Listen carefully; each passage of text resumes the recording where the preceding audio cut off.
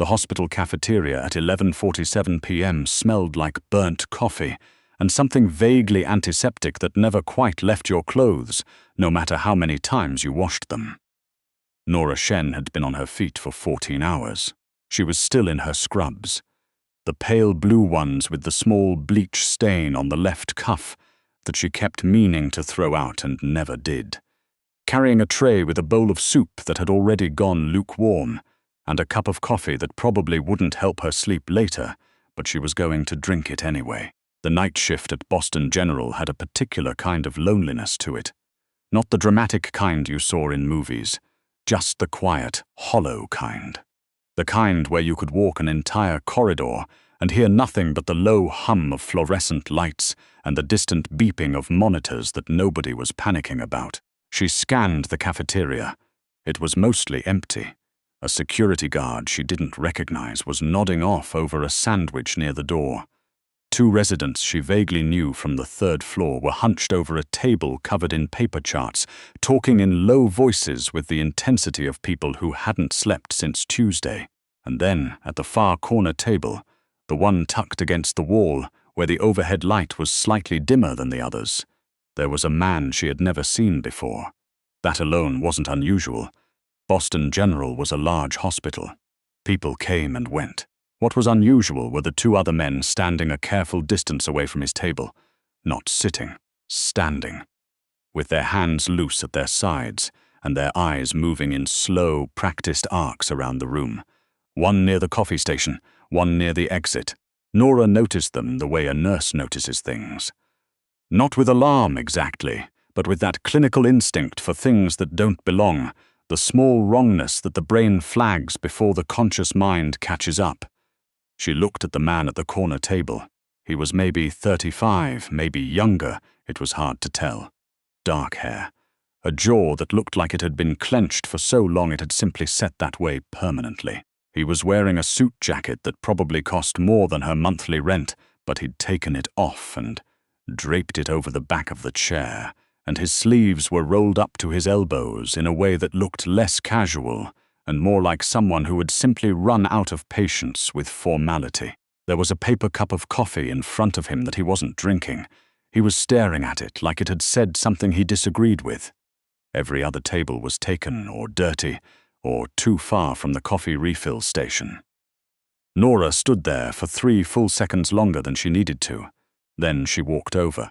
"Excuse me," she said. Her voice came out quieter than she intended. That was the night shift. It did that to you, made you lower your volume instinctively, like the whole building was sleeping. "Is anyone sitting here?" He looked up. His eyes were the kind of grey that didn't look grey in low light. They looked darker, more complicated, like overcast sky before a storm decides what it wants to be. He looked at her the way people rarely looked at nurses, which was to say he actually looked at her. Not through her, not past her at whoever was behind her, at her. "No," he said. That was all. Nora sat down.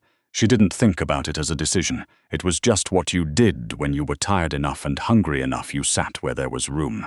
She unwrapped her spoon, pulled her soup toward her, and ate in silence. It was the man who spoke first. "Long shift." She glanced at him. He was still looking at the coffee he wasn't drinking. She wondered briefly if he was a family member waiting on news. They got that look sometimes, that specific tightness around the eyes that came from waiting for a phone to ring. 14 hours, she said. "You?" A pause. Something shifted in his expression, not quite amusement, but adjacent to it. "Longer," she nodded. She didn't push. That was another thing the night shift taught you. People who sat alone in hospital cafeterias at midnight were either ready to talk or they weren't, and you couldn't manufacture either. They sat in silence for a while. Not uncomfortable silence. The particular silence of two people who were both too tired for performance. "You're a nurse," he said. It wasn't a question. "Trauma unit," she said. "You're here for someone?" Another pause, longer this time. "My father." "I'm sorry," Nora said, and she meant it the way she meant it for every family member she'd ever said it to in that building, genuinely, and without the diminishment that came from overuse, because she'd made herself a promise early in her career that she would never let those two words go flat. He looked at her then, really looked at her the way he had when she'd first walked up, and there was something in it that she couldn't quite categorize. Not gratitude, something older than that. "Nolan," he said after a moment, like he'd considered not saying it and decided otherwise. "Nora," she said. She finished her soup. He still didn't drink his coffee. One of the men near the coffee station shifted his weight slightly, and she watched him in her peripheral vision without turning her head. Something settled in the back of her mind, a thought she didn't fully form, and then she let it go, because she had to be back upstairs in 20 minutes and she didn't have the bandwidth for things she couldn't explain. She stood, stacked her tray. "I hope your father's okay," she said. Nolan looked up at her again. In the dim cafeteria light, with those overcast eyes and the rolled sleeves and the suit jacket on the back of the chair, he looked less like a man waiting, and more like a man who had never in his life simply waited for anything. "Thank you, Nora," he said. She walked away. She didn't think about him again that night. There was a GSW in Bay 4 and a teenager with a broken collarbone who kept trying to take his own IV out. And by the time the morning shift came in, and she was driving home in the grey early light with the radio off, she had genuinely forgotten he existed. She was good at that, compartmentalizing. Her mother used to say it like an accusation. Nora had long since decided it was a skill. She saw him again 4 days later. This time, it wasn't the cafeteria. It was the parking structure on the west side of the hospital, the one staff used because it was cheaper and nobody outside the building really knew about it. Nora was coming off a double, so it was nearly 6 a.m., and the parking structure was dim and smelled of exhaust and damp concrete, and she was walking to her car thinking about nothing except her bed. He was standing next to a black car she didn't recognize, talking on a phone in a voice too low to hear. He'd seen her before she saw him. She realized that later, the way he'd already turned slightly toward her, tracking her without looking like he was tracking her. One of the men she remembered from the cafeteria was leaning against the adjacent car, arms crossed. Nolan ended the call. "Nora," he said, like they were resuming a conversation rather than beginning one. She stopped walking. "You're in the staff parking structure. I know. That requires a badge." "I know," he said again, with the same tone which was not defensive and not apologetic and not particularly interested in explaining itself. She looked at him. He looked back. Neither of them said anything for a moment. "How's your father?" she asked finally. Something passed across his face too quickly to read. "Stable," he said. "For now." She nodded. She started walking again. She was passing him when he said without moving, "You noticed them, in the cafeteria, the 2 men." Nora stopped. She turned around slowly. He was watching her. Not with threat. Nothing about him had ever read as immediate threat, which was interesting because everything about the men around him did, but with something sharper than curiosity. "I notice things," she said carefully. "It's part of the job. You didn't say anything. It wasn't my business." He was quiet for a moment, then, "Most people pretend not to see."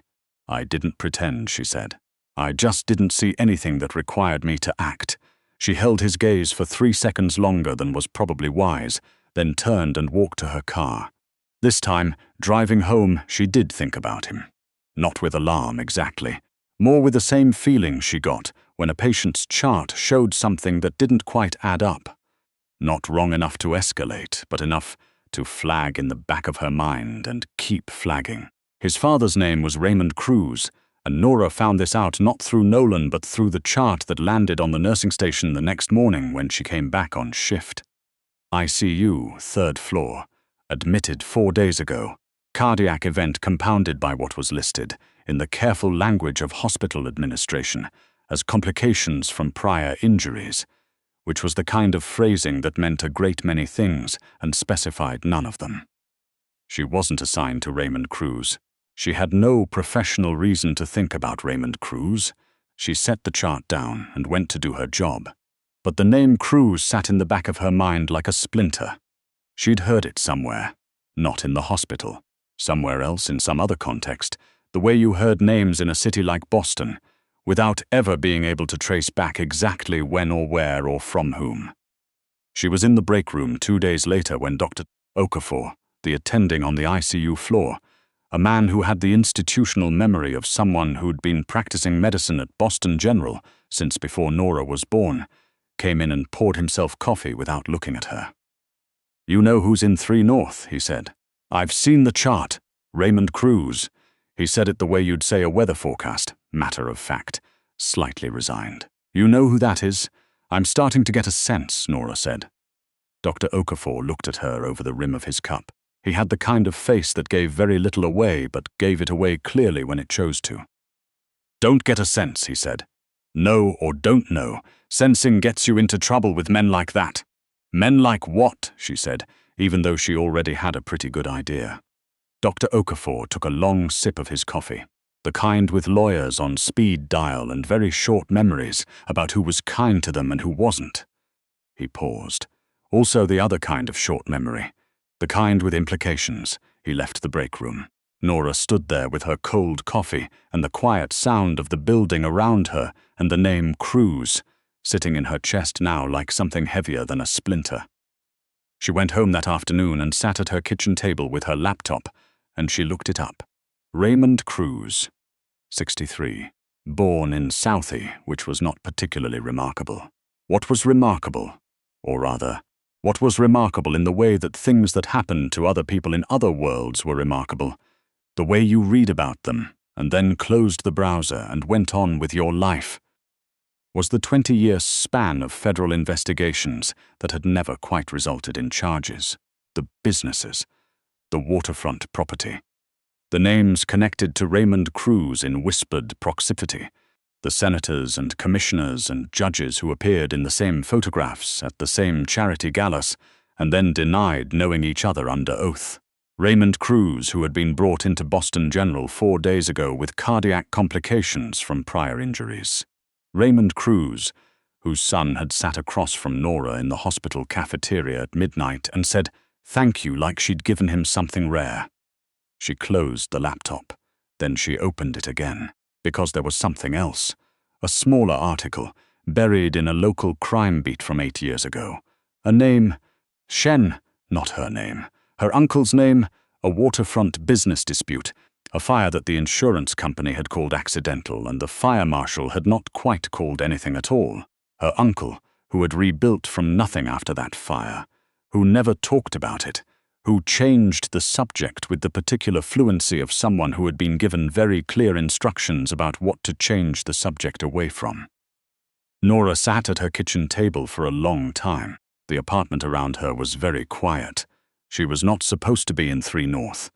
She had no patient reason to be there, no professional justification, nothing that would hold up to scrutiny if anyone looked too closely at the access logs.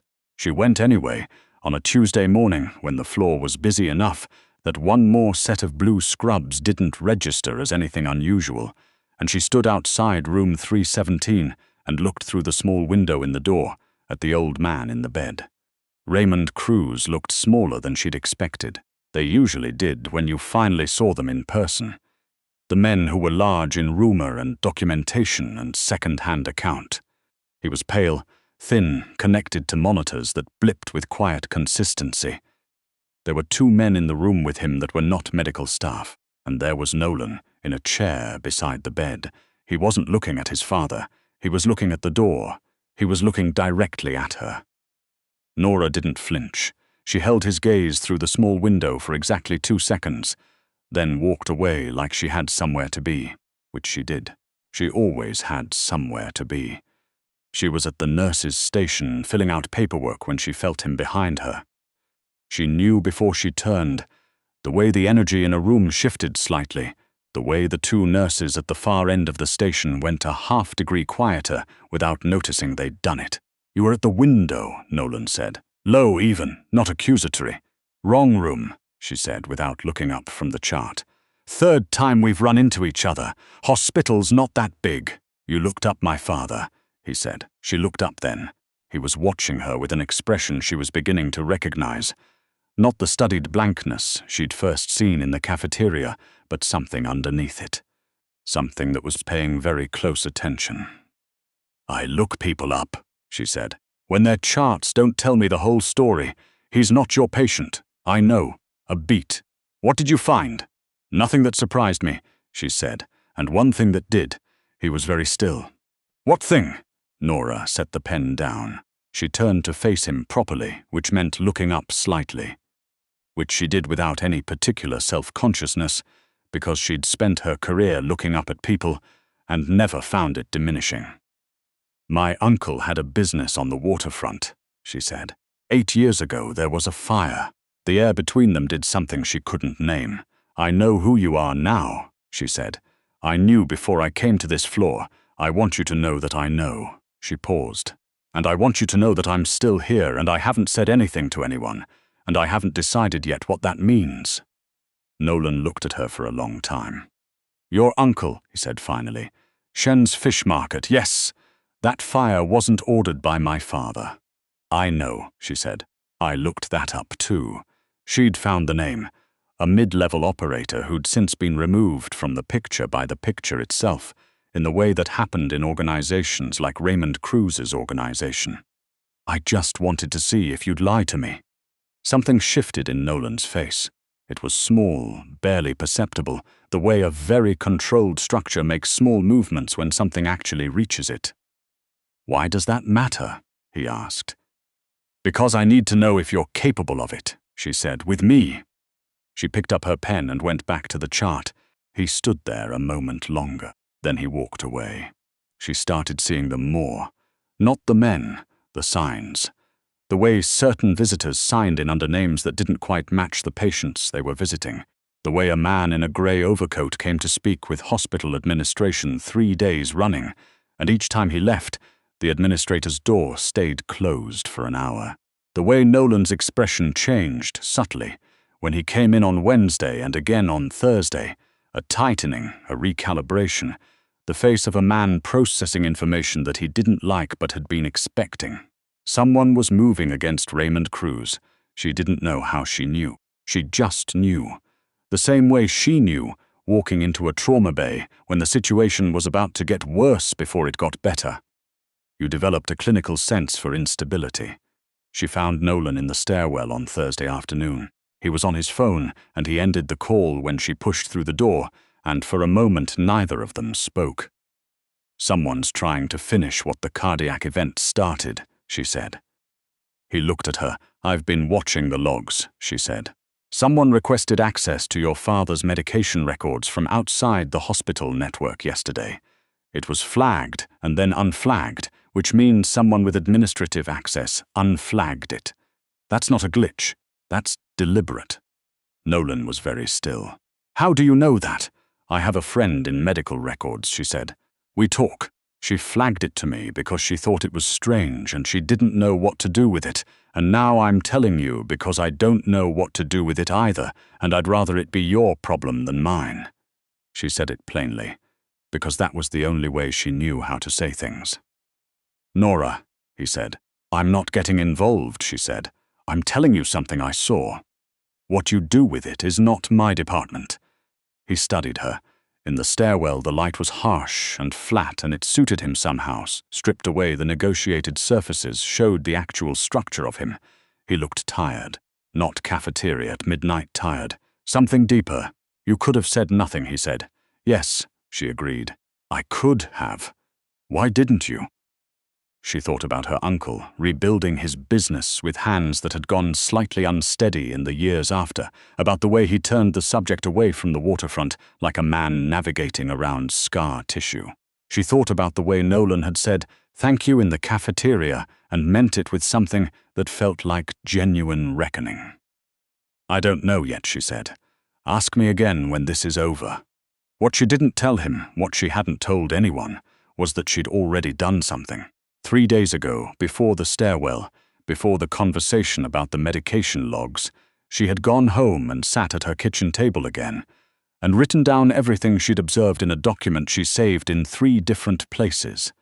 The visitor patterns, the administrative irregularities, the name of the man in the grey overcoat, who she'd looked up and found connected, in the way that things in Boston got connected if you knew where to look, to a federal investigation that was not the one involving Raymond Cruz, but was adjacent to it in uncomfortable ways. She wasn't a detective. She wasn't law enforcement. She was a trauma nurse from Chinatown who had grown up watching her family build something carefully and lose part of it to men who operated in rooms where the rules belonged to whoever was paying for the room. But she knew how to observe. She knew how to document. And she knew, with the particular certainty that came from 14 years of clinical instinct, that whatever was coming, it was coming fast. She called the number the next morning, a federal tip line. She gave them the name of the man in the grey overcoat and 3 specific dates and what had been accessed on those dates and by whom. She did not mention Nolan. She was not sure yet why. The thing about working trauma is that you develop a relationship with chaos that is not the same as comfort. You don't become comfortable with it. You become calibrated. You know what a room looks like before it goes critical, and you position yourself accordingly, not to stop what's coming, because some things cannot be stopped, but to be useful in the aftermath. On Friday afternoon, Raymond Cruz was moved, not discharged, moved, quietly, internally to a different wing with different access requirements. And Nora knew about it 15 minutes before it happened because Maya in the ICU texted her about a sudden room reassignment that had come from administration, and not from the clinical team, which was unusual. She texted Nolan a room number, nothing else, no explanation, no context. He read it in 43 seconds. She saw the checkmark and didn't reply. 4 hours later, the man in the grey overcoat came to visit a patient in 3 North who no longer existed there. Nora, who happened to be walking past the nursing station at the far end of the floor, watched him speak to the charge nurse, watched the charge nurse check the system, watched the man's face do something complicated and then reassemble. He left quickly. Nora went and got another cup of coffee. It was Nolan who found her, finally, at the end of her shift that Friday, not in a stairwell or a parking structure, but in the family consultation room on the 2nd floor, where she'd gone to write her notes in quiet, because the nurse's station had been loud all afternoon. He knocked on the open door, which was a courtesy she noticed. He sat down across from her without being asked. "My father is going to be transferred to a private facility," he said. "Tonight, good," she said. "You moved him." It wasn't an accusation this time either. "I passed along information," she said. "Other people moved him." He leaned forward slightly, elbows on the table, and for a moment he just looked at her with that expression she'd been cataloguing for 2 weeks now, the one that was paying attention to something it hadn't expected to encounter. "What do you want from this?" he asked, directly, without preamble, the way she'd started to understand he asked things when he'd decided to stop negotiating around them. "I want my uncle's business left alone," she said equally directly, "permanently, not as a favor, as a correction." A silence. "Done," he said. "I'm not finished," she said. "I want the name of whoever ordered the access on your father's medication records, not to do anything with it, just to know." He studied her. "Why?" "Because I gave information to federal investigators," she said, "and I need to know if the information I gave them was complete." Another silence, longer. Something moved through his expression that she didn't fully read. "You called the tip line," he said. "Not a question. Yes. When? Thursday morning." He sat back. He looked at the ceiling for a moment, and in the consultation room's fluorescent light, he looked very human, very tired, very much like the man who had sat alone in the cafeteria with a cup of coffee he wasn't drinking. "The name is Pruitt," he said. "Douglas Pruitt. He's the man who came in the grey coat." "I know," she said.